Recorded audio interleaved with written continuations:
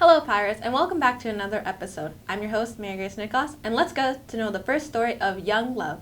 Yes, I love my parents, I love my school, I love sports, I love my girlfriend. I always believe love is real. I don't think I've ever been in love. I've definitely been in moments where I love the things I'm doing with someone, that person themselves. I don't think I've ever found that. You feel like you're in love with somebody when you can be fully comfortable with them and feel like you don't have any sort of risk at being judged, or at least not truly judged on your core. Like you don't necessarily have to impress that person. Despite busy schedules, really carving out that opportunity, even if it's only 20 minutes in one day or 3 hours the next, to protect our time together. With the end of February, love is still in the air at Pellettiere High School. Young couples are seen in the hallway, and adults are seeing the young love spreaded. With that, I'm Nicolas, and this is Young Love at PHS. My relationship, 2 years and a half, and it didn't all come nicely. It's like it took a lot of forgiveness and basically growing together. It makes you take the ego out of everything, so when people feel really needy or feel like they need or want something, when you're in a state of love, it makes you feel like you want to give because that person makes you feel complete. Young love is really sweet, and I like seeing how people are learning how to understand, how to connect with one another, and explore love. It can be really impulsive. It can also be really intense, either in the good way or the bad way. So the best, because ultimately at the end of the day, whether you're a teenager, a young adult, an adult, someone that's elderly even, you, especially in this teenagehood when we're finding out who you are and you're figuring out what you want, it's important to make sure you understand yourself, or try to understand yourself, or listen to yourself first before diving in that intensity with somebody else too. Oh, I don't think love has to pertain to just one person. Love is unconditional. You can love anything if you find a reason to love it. It's just a feeling. Actions are more powerful than words, so I think taking time to listen to somebody, taking time to completely shift your attention to someone who you do love and give them that part of you, I think is really important. It exists for people. It looks different for people depending on who you are, but 100%. I always knew that love existed in a lot of different ways. Basically, I'm grateful for you, I'm committed to you, and I love every single thing about you, from good and bad. With that being said, I'm Nicolas, and remember to spread the love. Well, wasn't that such a sentimental video? Anyway, let's go to Shawn Adler's story about community service. So I think that community service it's a really important piece of learning about ourselves and giving back and being appreciative and showing that just to have a full rounded perspective of what it takes when you say it takes a village. Community service is more than just doing work. I think people should want to do it because it's one way to give back and to make you feel more a part of that community. And it kind of gives you something to hold and kind of carry with you and know that you did your part in your community. I don't think there's one person who could say that they didn't need help. And so it's a way to give back and pay it forward. We live in a world that could always use more help. There are so many opportunities in Pellettiere just waiting for you to reach out and take them.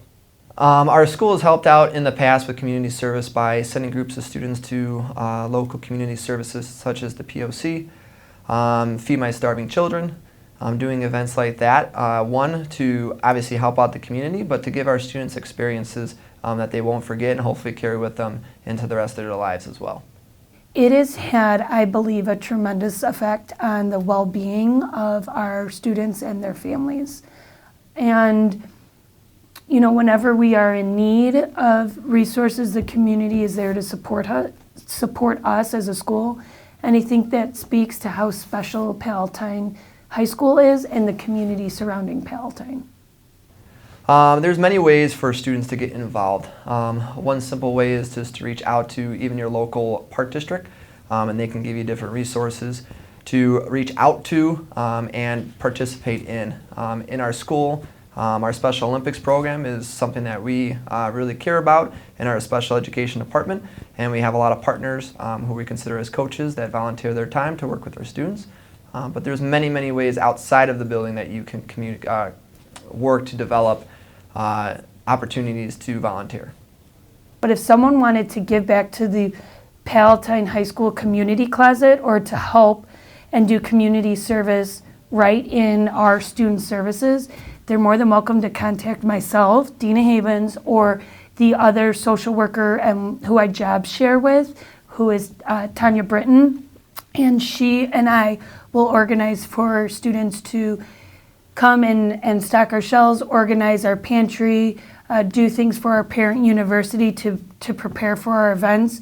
We also have students attend our parent universities so that our families know where the facilities are, just in preparation to help our families make sure they're comfortable as well. Well, I hope you've all learned something about community service and how you can help out here at Palatine High School. My name is Shawn Adler. Have a great day and go Pirates. Well, thanks, John, for that amazing advice about community service. Now, let's go to Johnny Pellettiere about the Chicago Blackhawks. Well, so far we are a little more than halfway through the current NHL season, and the Blackhawks have been so far pretty disappointing. With a subpar under 500 record, it's safe to say that the Blackhawks do not have their former glory. As a Hawks fan, I want to know from another Hawks fan what they think about this struggling organization.